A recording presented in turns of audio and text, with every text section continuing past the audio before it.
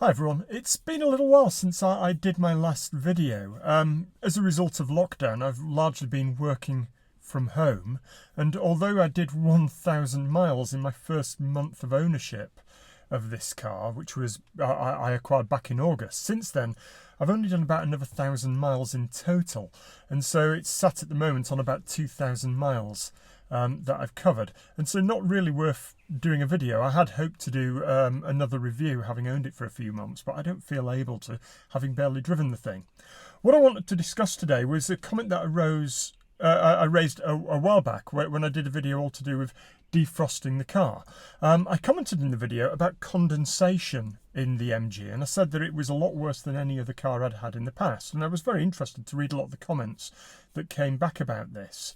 And one comment that quite a few people raised was all to do with using the air conditioning.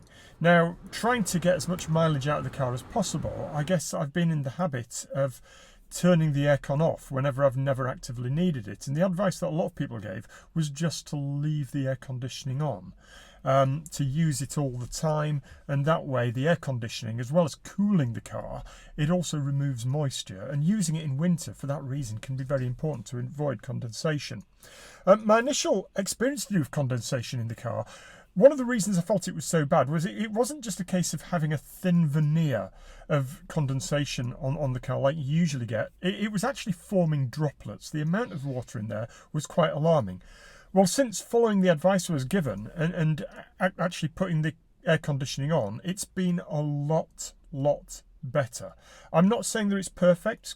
Obviously, I still get condensation on some days, and I would say that the condensation is slightly worse than what I've had in other cars, but it's not as bad as it had been before I was using the air conditioning regularly. The aircon does affect the range, and it is a compromise, but actually most of my journeys are just 5 miles here and 5 miles back. I'm not doing any long journeys, so to be frank, the fact that I'm losing 10-20% range, leaving the air conditioning on, I think is neither here nor there. Plus, I've got the advantage that I'm able to charge the car at work, so actually I'm getting the electricity for free most of the time, and so there's no reason why I should be worried about economy to the same extent I would be if I was doing long distances and having to pay for all of the charging myself. Now, one other little point that a few people mentioned to do with demisting the car was all to do with the recirculation function on the air conditioning.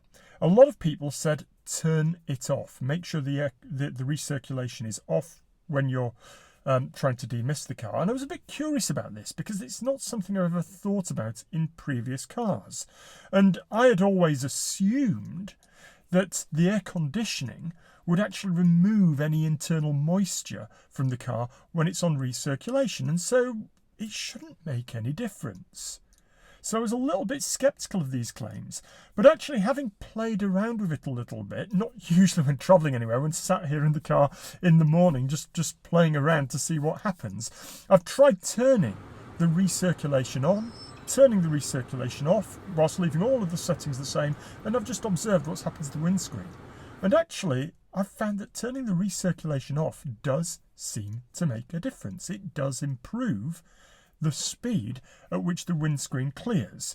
With the recirculation on, it clears slowly or stays about the same, but turn it off and suddenly you see a marked difference. So from now on, one of the things I'm going to be doing is leaving the aircon on all the time unless there's a genuine reason why I need extra distance, essentially, because I'm doing a long journey. And I'm also going to be turning, whenever I have to clear the windscreen, I'm going to be turning that recirc off because it does seem to do it faster. On the whole, though, even though I've not got to drive the car very much, I'm still enjoying it. I'm still finding it a good car to have, good fun to drive when I do get to drive it. And at the moment, still pleased with my purchase.